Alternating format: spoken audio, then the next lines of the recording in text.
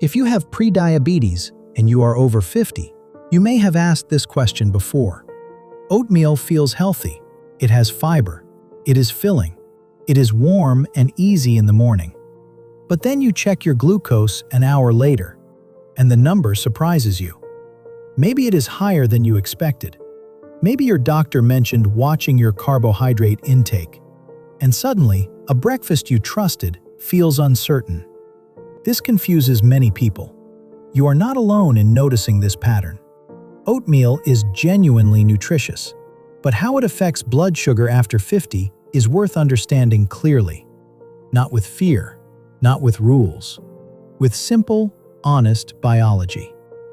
Margaret is 62 years old. She lives outside of Tampa, Florida. She was diagnosed with prediabetes 2 years ago and has been taking metformin since then. Every morning, she ate oatmeal with blueberries because her sister told her it was heart healthy. She checked her glucose about an hour after breakfast.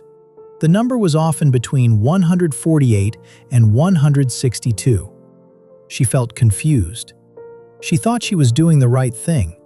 She assumed the high readings were just part of getting older. Many viewers describe exactly this kind of quiet frustration before they begin to understand the pattern underneath it. After 50, the body processes carbohydrates differently than it did at 30 or 40. This is not a personal failure. It is a biological shift that happens gradually over time. Muscle mass tends to decrease as we age. Muscle is one of the primary places where glucose gets absorbed after a meal. Less muscle can mean slower glucose clearance. Insulin sensitivity also tends to decrease with age. This means the body may need more insulin to do the same job it once did easily. These changes are common. They are not inevitable, but they are real, and they help explain why the same breakfast can feel fine at 40 and complicated at 62. Many adults in this situation describe similar experiences. Their doctor flags a fasting glucose number or an A1C above 5.7. They feel tired after lunch. They notice brain fog in the afternoon. They see belly fat that was not there 10 years ago, despite no major changes in how they eat. They feel like something shifted, but no one fully explained what. Understanding why this happens is the first step toward making sense of what your body is telling you. The key mechanism here is something called the glycemic response. When you eat carbohydrates, your digestive system breaks them down into glucose. That glucose enters your bloodstream. Your pancreas releases insulin in response. Insulin acts like a key. It opens the door on your cells so glucose can enter and be used for energy.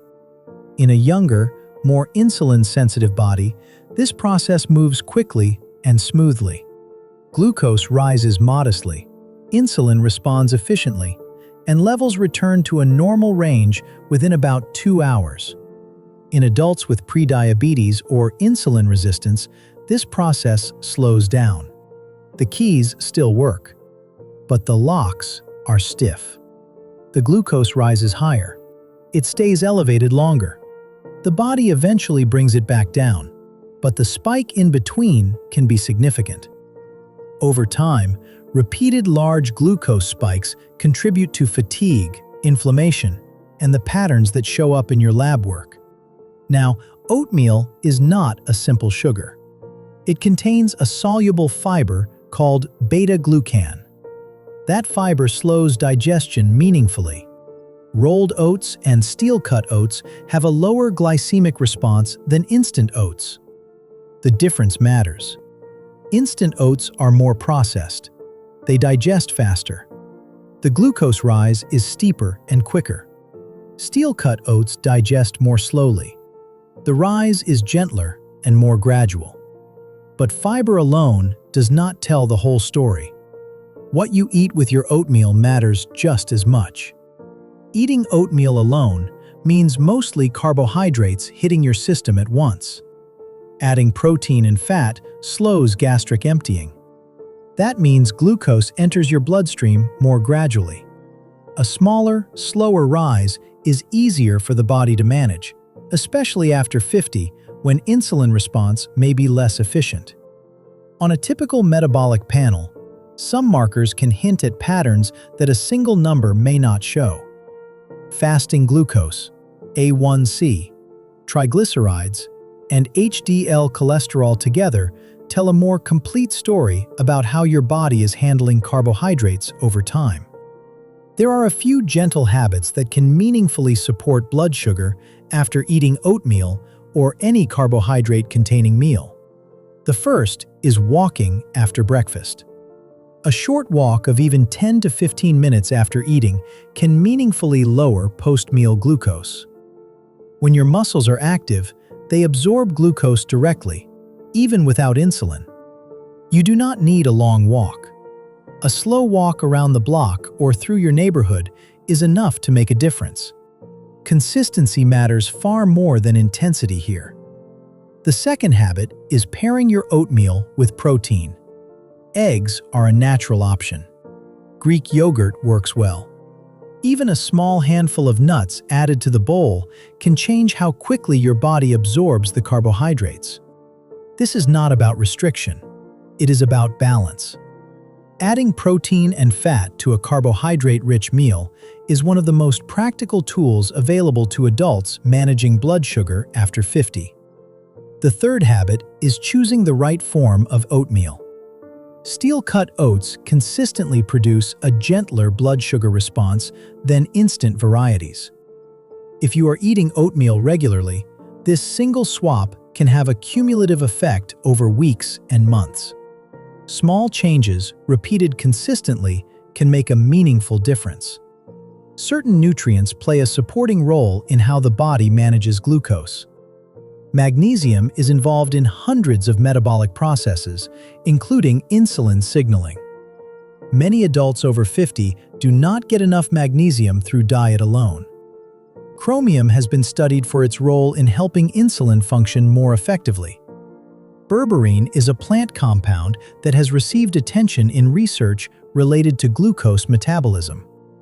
Alpha-lipoic acid is an antioxidant that may support insulin sensitivity at the cellular level.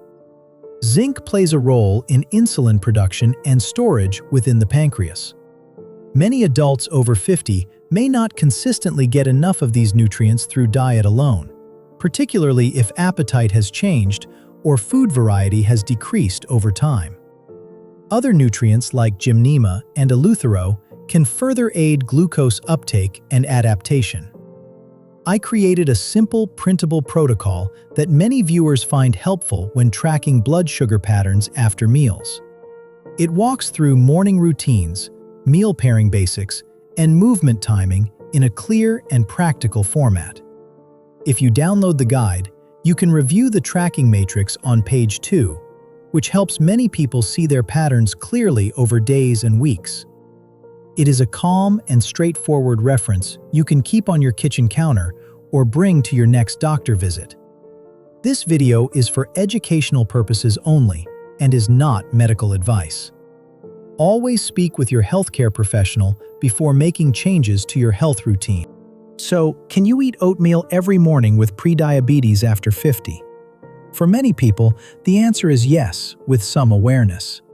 The form of oatmeal matters. What you eat alongside it matters. And what you do after the meal matters too. These are not complicated changes. They are small, repeatable habits that work with your biology rather than against it. Margaret still eats oatmeal most mornings, but she switched to steel-cut oats. She adds 2 scrambled eggs on the side, and she takes a short walk before her second cup of coffee. Her patterns have shifted, not because of one dramatic change, but because she began to understand what her body was responding to. Understanding your body is the first and most important step. You are not at the mercy of a diagnosis. You are learning the language your metabolism speaks. And that knowledge, built slowly and consistently, is genuinely powerful.